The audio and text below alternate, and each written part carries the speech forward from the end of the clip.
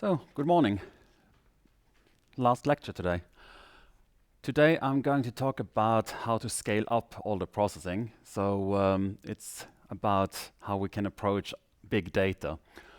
And as you have seen during different types of experiments, we can actually produce several terabytes of data. And now is the question about what computational infrastructure and methods can we use to achieve the processing within reasonable time. And again, a lot of literature. This time, actually, Russ's book is not among the books because this is not so much about the image processing itself, but more about the computers. So a couple of references on big data, clustering computing, resources also here at ETH that are available for high throughput computing.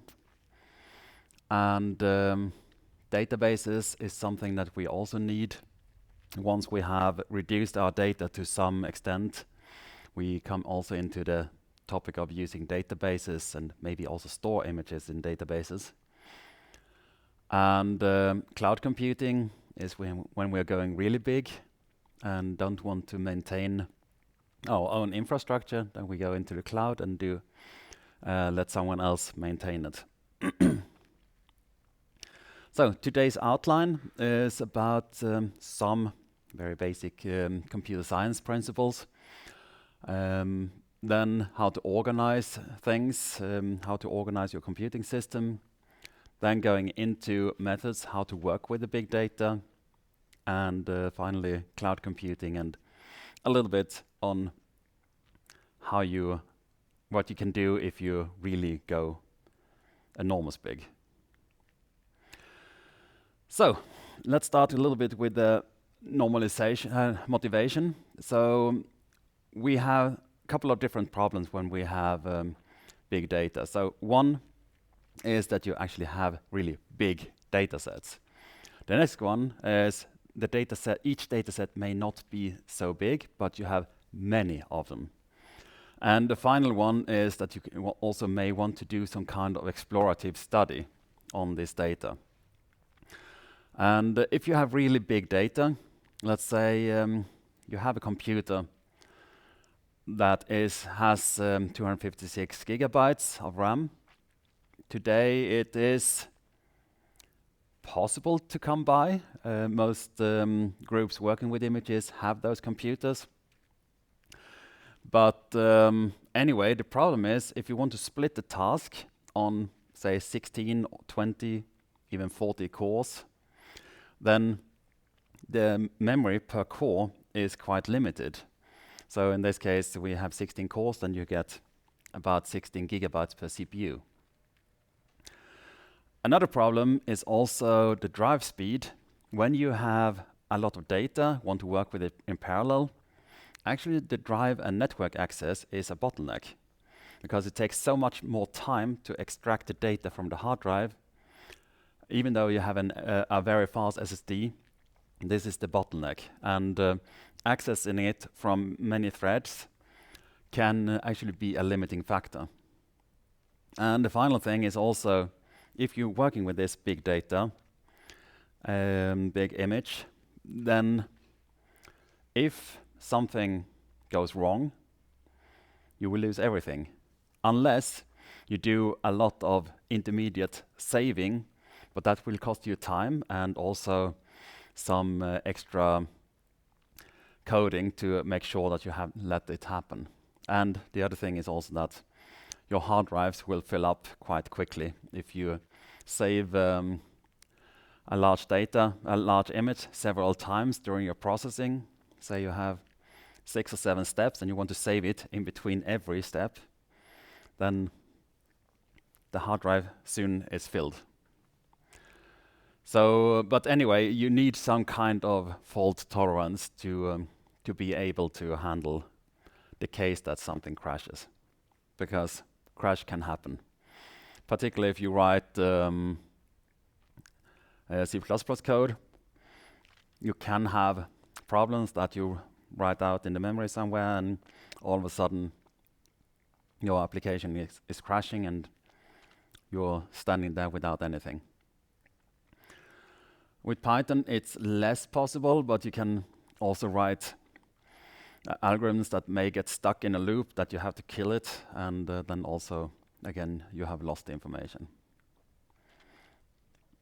The other problem is if you want to do a serious genome scale experiment, you need very many samples.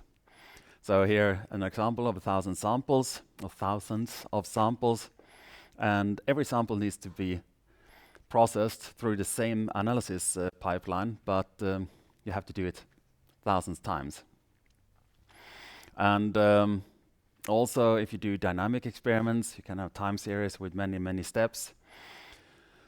And yeah, then let's say you have 300 gigabyte data set, and that at times 1,000, you realize that that comes into quite a lot of data.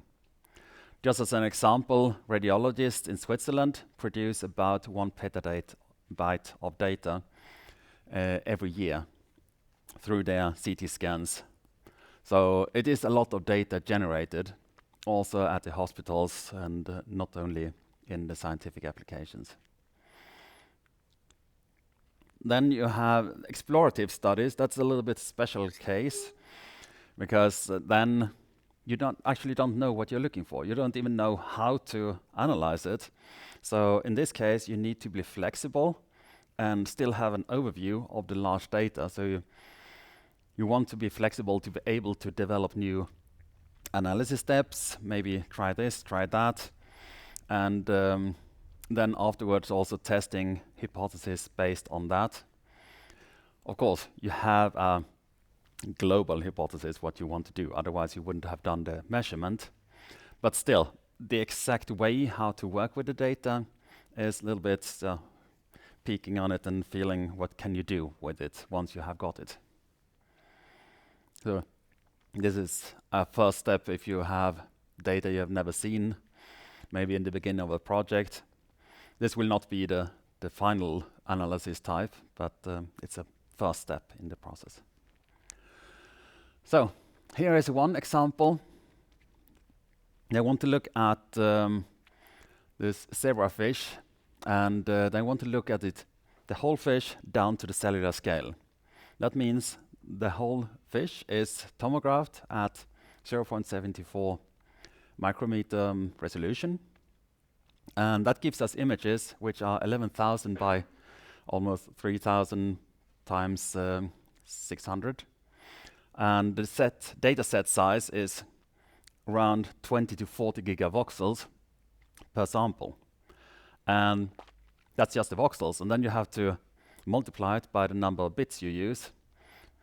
In this case, I assume they only used 8-bit, but say you want to do some filtering, then you have to maybe have to convert it to floating point, and then all of a sudden you have 4 times more data. And 4 times 40, and then that couple of times, because you need intermediate information, you have blown up the memory of your, also with the 256 gigabyte computer. So in this case, they want to look at single cells, so you can't do any downsampling of the data. And they want to look at different classification of cell types and registration, including the histology of the samples. And here's a little movie where you can see the fish is sliced through.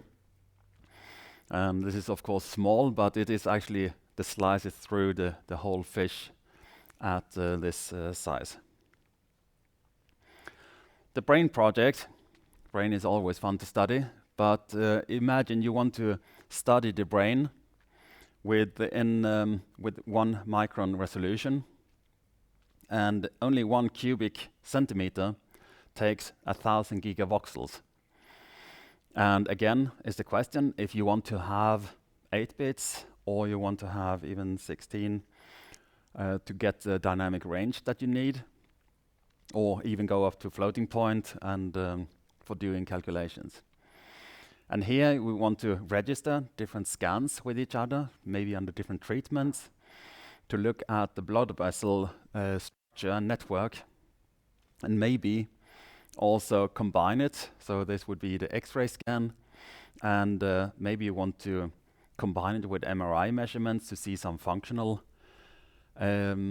information in the brain. The MRI is certainly not at this resolution, so they also have a big scale difference when you do the registration. So, what is wrong with what we have done until now? We have had a workflow. Say we want to run some basic analysis where we read in the image, we do some median filtering. On top of that, we do labeling, also thresholding, and then we want to count how many objects there are, and then write the output as a text file. So, looks like a nice example, but what if you want to change this and be flexible in your workflow, and then you want to compare different things? What is the effect of having a median or Gaussian? Maybe instead of just looking at a 2D image, maybe color image, and instead looking at 3D data, or if you decide, okay, this was a good analysis, I want to run it on all images I have in one folder. And to do this, you would have to actually rewrite the code all the time. So the question is how you can plan from the beginning, and then we come into the repeatability questions, how you can plan from the beginning that this is something, a workflow, that you want to have parameterizable in an easy way to be able to run it on the large data sets. And with some planning, it's easier to get this working. So that was the introduction part, and now we go into a little bit more computer science principles. Of course, in, say, half an hour, I'm not able to go through what they learn in 4 years of computer science studies. That would be quite much to claim. But anyway, I'm going to guide you through some typical topics that are discussed, and among those we have parallelism and problems related to that, and also different types of programming styles that can be more easy to work with parallel code than others. So, first of all, what is parallelism? Let's say you want to do 2 tasks, walking and talking on the phone. And if you are a simple being, then you would stop talking, and then you would walk, and each thing takes 5 minutes. Now, if you can do it in parallel, then you walk and talk, maybe not so fast, but you walk and talk, and maybe you have to think a little bit more because you're walking, and that is quite difficult. So, but anyway, you will probably do the task in less than 10 minutes, maybe not 5, but you will do it much faster. So that is the point about doing things in parallel. And distributed computing is a form of parallel computing, but now we are not talking about a single computer, but we're talking about working with many computers around. It could be in the same building, same room, but it could also be distributed on a wider scale, that you have different computing centers on different places. And with that, you can work with many tasks at the same time, and also increase your capacity. The problem with distributed computing is that you have network delays, so you have to transfer your data to the different nodes in your distributed network. Could also be that you have file system issues. If you want your data to be accessed by all nodes, then you have also the problem of having a file system that is providing you redundant information. And usually on that size of system, you're not alone. So there are other systems also claiming the resources, and that can also lead to problems that you are all of a sudden you're halted and you cannot predict how fast you will get your results. Sometimes it can even lead to crashes because of all these things. So these are new obstacles to come through. Some examples of distributed computing is, let's say you have 10 friends and all of them together know all the capitals of the countries in the world. So if you want to find out the capital of each country, then you just call out, please tell me what is the capital of all countries. And the first one to respond gives you the answer. You don't care about the other ones because they were too slow, but you get the answer from some. And then you can say you want to know how many countries people know. And everybody, you want to know the one who knows the most countries. And then you have to ask each one what they know, and then they reply, and then you can calculate which has the highest. Another one is that each friend of you has some money with them, and you want to know the total amount of money. That means you ask everyone, sum up your money and tell me how much you have. That is quite parallelizable, but still not maybe ideal. The most tricky one is the median of all coin values that the people have. So in that case, you actually have to make a global list which is sorted, and then you can tell the median. That is not so efficient because then you have to actually collaborate a lot between the different ones. So this is not an ideal task. What you can do instead, if you want to do the median more parallel, is assuming you know that there are only, say, 5 different types of coins. Then you can tell each of your friend how many of each coin you have, and then you collect that information. And in that case, you get a small little histogram, and from those you can easily compute the median. So this is the way that would be more efficient to compute the median, that you pre-compute histograms. A problem is that you have resource contention, and that you have limited resources that people or different processes want to access at the same time. They can be memory, can be files, or even some pieces of information. Can also be network resources, and that leads to delays.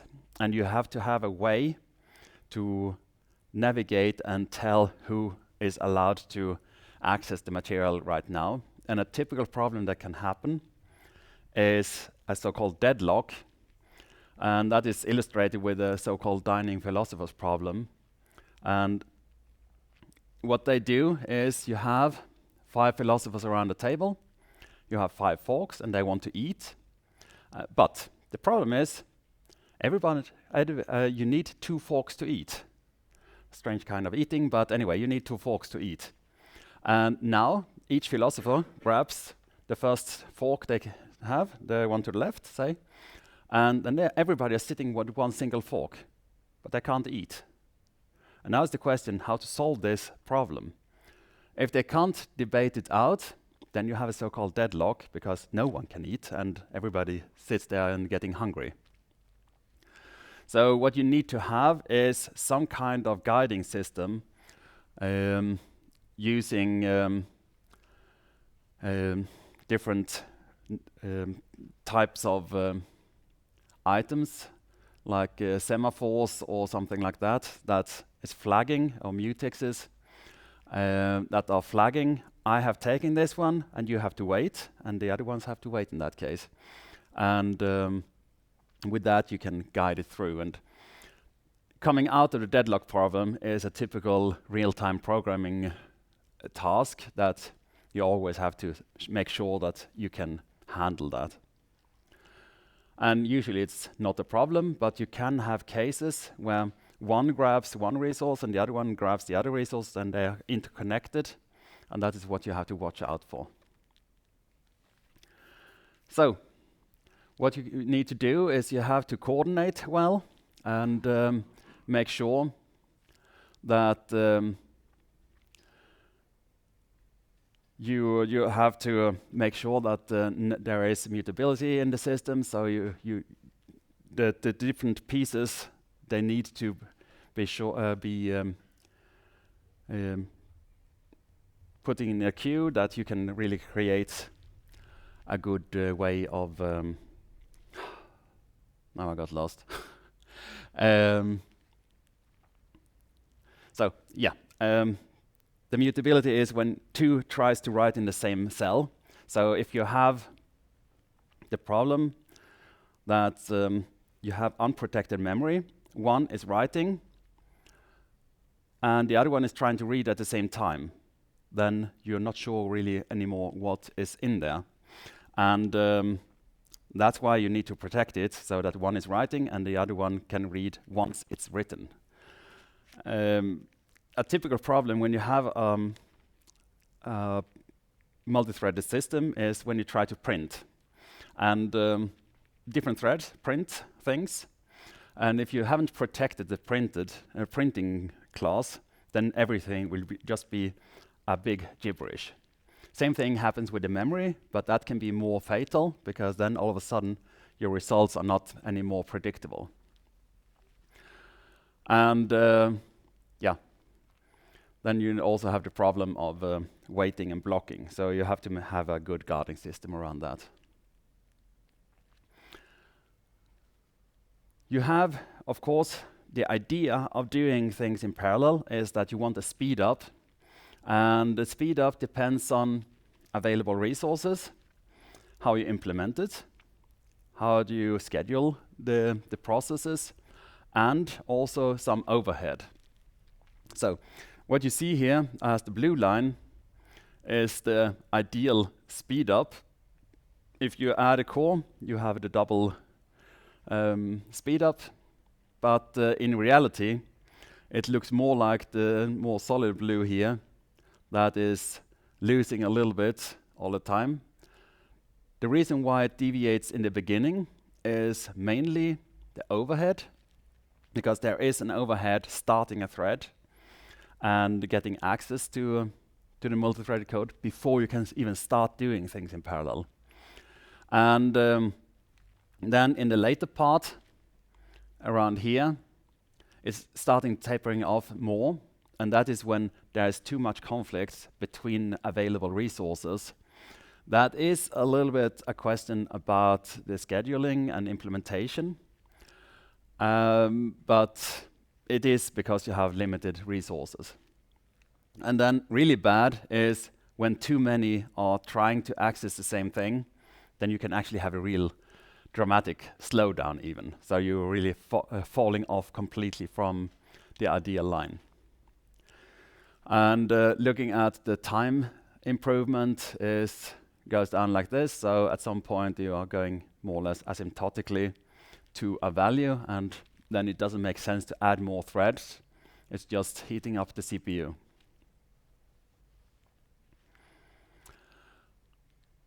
I did a test on one of my codes, and I wanted to identify where I had hotspots. And what I did was to time each of the components that I ran. So in this case, it's a tomography reconstruction where I have some normalization, artifact cleaning, and the back projection, and some other overhead. And the first run, I could see, okay, this purple piece of the bar is really a heavy component. So this is what the part that needs to be addressed in our optimization. Different ways of optimization. One is actually rewriting the code to make it more efficient. So maybe from running it with a complexity n squared to n log n, maybe. Could be a good idea if that's possible. But in this case, I just plugged in some parallel code, and all of a sudden I have a much better timing of the purple part. So that was the solution in this case. And another thing that comes in the next slide is the theoretical speed up, and then we are talking about Amdahl's law, and that is a prediction of how much speed up you can actually get in a system. And here you have this others part. That is, call it the overhead, and that includes reading and writing files, general overhead in the processing, which cannot be parallelizable. And so we have a piece of code which is possible to parallelize, and the other part is not. And the latency of the system is given by this equation, where S is the number of cores you use, and P is the time consumed, or a fraction of time consumed by parallelizable code. So you can see that if the 1 minus P is large, you have not much gain to expect when you start doing parallel. It doesn't matter if you can press down some part of code to just a few milliseconds when the rest takes a minute, then you have no real win. So it's not worth even considering working with parallel code in this case. But here it's still a good idea to run in parallel. And a solution in my case would actually be that this part is actually run down as a separate process, so the reading and writing is happening in parallel to the processing instead of sequential. So there are solutions to actually make it faster again. When we leave the single computer and going into the distributed system, we have a lot of challenges. One very important challenge is sending instructions and data on long distances. So you need a fast transmission between the different nodes in your system.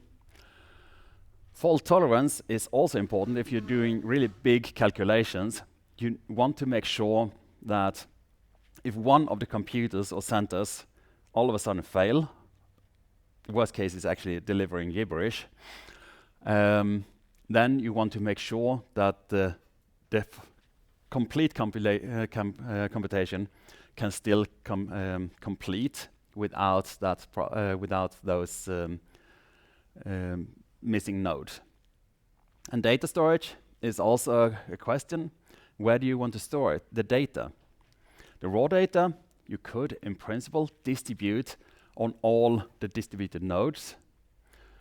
It's a bit inefficient, but you can, and probably once you do the calculations, it's probably more efficient to have the data distributed. But the final result needs to come to a central point, at some point at least. And that is the strategies that you need to develop, or is actually developed for you, I would say, on the big computing centers. So, but that is, these are the challenges that need to be solved. And usually, as a user, you don't have to think much about it. Maybe the fault tolerance you need to think a little bit about, but sending data and storing data is solved by the infrastructure provider. To program in parallel, or for large cases, there are different paradigms. And actually, in lecture 1, I started introducing it a little bit. And we have imperative programming, which is with the classic programming languages. You can do it with C, C++, Java, MATLAB, also with Python. And there you have a very exact order of things in the way they should be executed.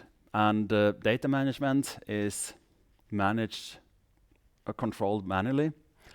And you can also have job and task scheduling can also partly be manual, but it's also to one part decided by your operating system. There is some potential to tweak and optimize the performance, but for doing that, you need to be quite skilled, and there are other ways that probably are much better until a certain point. So you need to reach a certain level of skill to optimize and make things really faster.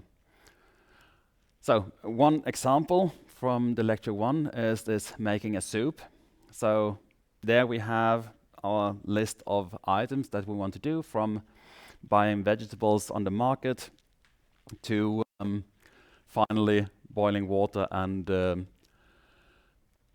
getting the soup ready. So these are clear defined steps. The alternative is doing a declarative type of programming, and then we have a completely different set of programming languages. So you have SQL, Erlang, Haskell, Scala, Python to some extent, and R also. And here is more about defining what is the goal of your action, instead of saying what you are doing. And here, in this case, the data is managed and copied automatically. And scheduling is automatic, but not necessarily efficient. So here we have the different way. We aim at getting shop veggies done.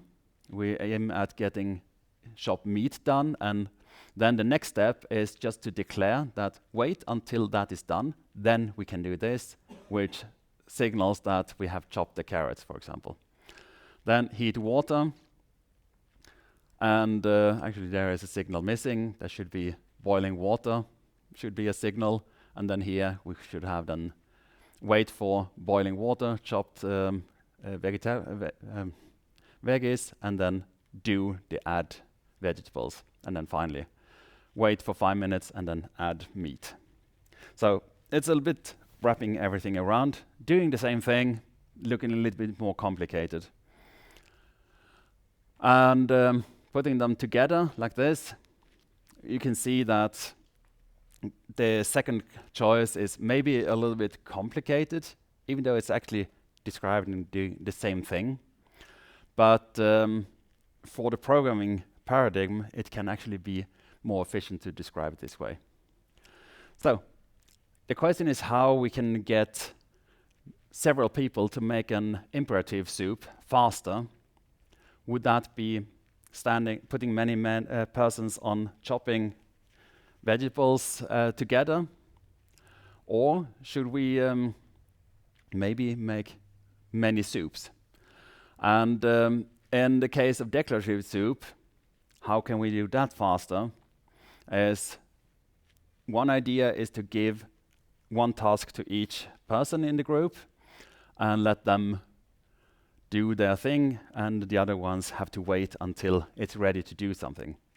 This can be quite inefficient because there are many just standing idle waiting until they can do something. So here it's the question about scheduling and optimizing how many threads you use for each task. In practice, I would say it makes sense to make a mix of the two and to get the best result. So in imperative programming, you can optimize specific tasks. You can say that you optimize how to chop the carrots and doing the mixing, and in that way you can make people doing it faster. And the other way is that instead of setting people to do every task, many people to do every task, you can actually do many soups and pour them together in one big soup at the end. So that would be the cluster-based comparison. In declarative, you run everything at once somehow, so there are all people running around doing stuff. And each core or computer takes one task and finishes at some point. And how you start this process doesn't really matter because they're waiting for each other until they are flagged to start. But that means also that they depend on each other's operations, which can lead to idle waiting. An alternative to this kind of processing is the lazy evaluation, which means you declare the whole things that you want to have done, but the actual computation is not done until it's needed. So you can write your program, letting things run, and then it's sending a signal, oh, I need this one. So then it goes up back in the queue to get the right answers. This can be an efficient way in some cases, and that can also reduce the need of things that you reduce of computing things that you don't even need. So that is a good way in some cases. It can also be, this lazy evaluation can also be used in memory memory allocation. So as long as you, then you're talking about shared memory, that as long as you are not modifying anything, you don't need to do a copy. So then you can save some memory in that way. And when you work with these large amounts of data, organization of the data is quite essential. So you have very many files to work with, and the question is how to organize them in an efficient way. And in some cases, you can load everything in the memory, but still you have to have a strategy in memory how to access the data. And if you go beyond what you can have in memory, then you need a good, first of all, good folder structure. You need the right file formats. Some formats doesn't allow that you do parallel access. Others do. Same thing is with the file system. Is also one step higher. That there are file systems that also allow parallel access to files with which is stable. And of course, if you start doing your analysis in Excel, then at some point you realize that the Excel sheet is getting very complicated and closed, and then you may consider, okay, then I need to write some code to do it, but that is also quite time consuming. So the question is when to do the switch. When you have large systems, then you need a queue computing system, and that is a way to manage large computer systems.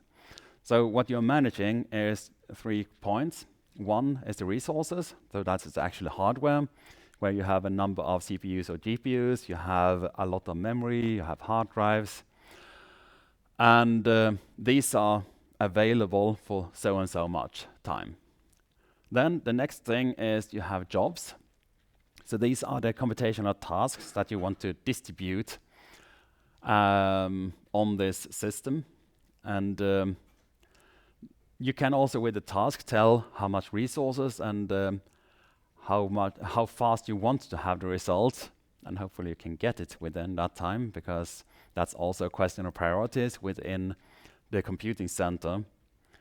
So I don't believe you can completely occupy a whole computer center for months for your little task. That is probably not realistic. So, and on the larger systems, you also have to apply for actually computing time to do your experiments. Finally, we also have the users. So these are the people who want to execute their tasks, and they get accounts. And again, here is the thing about you can't expect to dominate the whole system and get all the resources at the same time. So it is a combination of all these three, availability and requests, that needs to be fulfilled. And a cluster has a typical structure where we have a master node, which is the access point. And this is where the users can log in and submit their tasks. Then we have a worker nodes, and that's the place where everything happens. And finally, there is a scheduler, and the scheduler tells when who can do what and with what resources. So, databases is... Yeah, let's take them now, before the break. So, a database is in principle a kind of a table, and you can also have relations between different tables, where you, for example, would have, say, a patient database and some other information, and you would have, or library is the better choice. So you have the customers at the library, and you have the books in the library. And in that case, you can say that each customer can have a tag in among the books to tell it's borrowed and to who. And in this case, I have just two very basic tables. So in this case, we have animals with different IDs, and they also have different weights. And here we have the cells from each animal. And we have animal 1, which has cells of type cancer with some anisotropy. And the cell volume is 1 in that case. And then we have another one, the second animal is healthy and has cells with a different anisotropy and volume. And finally, we have animal 3, which has cancer, and again, the cell sizes are quite the same in between those two animals. And so a table would continue. And the idea with your image analysis is that you would have information about individuals or each specimen, and then further information about what they are doing. In this case, it may not be actually that needed to have two tables, because you could just add the weight, but there are more complicated cases where you want to have those things separated, otherwise you would repeat a lot of information. The most used way of accessing databases is using SQL, or SQL, some people say, but it's actually officially pronounced SQL, and that stands for Structured Query Language. And it is used to, one thing is searching for information, and the other one is adding information to the database. And there are very many different flavors of it, but the basic, say the central command set is the same. And there are different kinds of servers, so there is SQLite and MySQL and Hive, but in principle they use the same kind of query that you use to access the information. So, for example, some very simple ones. So, select volume from cells gives you the response, in principle, the column telling the volume of the cells. But you can also do calculations using SQL. So here, select the average of volume from cells where the type is cancer. Then you get into more complicated questions. And that can be done on really large databases, and you get responses also quite quick. And the thing is, you can have the database. You can have it either remote or on your own computer, depending on how you design it. So the first part would be then that you connect to your database, and then from that database you select things. You could also get this information using, in the simple cases, you could also do it using Excel, or actually what we have done until now is using pandas. And that works well if you have datasets that fit in your computer. But as soon as you have larger datasets, you you need to go using something that can go beyond that. There are flavors of data frames, not pandas itself, but there are flavors of data frames that can also work with remote data, and in that way also working with larger data sets. More advanced examples is looking more and more complicated, so you can actually nest in more and more information in your queries, like putting in more requirements that the weight must be more than that, and finding the IDs. So let's see here. Select the volume from cells where animal in the animal. Yeah, so this would getting the volume of the cells for the heavy mice. And then to get the average cell volume and weight for all the mice is getting more and more complicated, and it is not always obvious when you start looking at these lines what it actually means, but when you get more into the SQL language, it is possible to make powerful selections. And then, of course, when databases grow and the complexity of your requests are getting more and more complicated, then you may work with other alternatives of in databases. So there is this NoSQL, or actually it stands for Not Only SQL, and there are databases developed for that purpose. Then when you have really, really large data, and they are more efficient and more dedicated for large data. So I think that is a good time to make a break.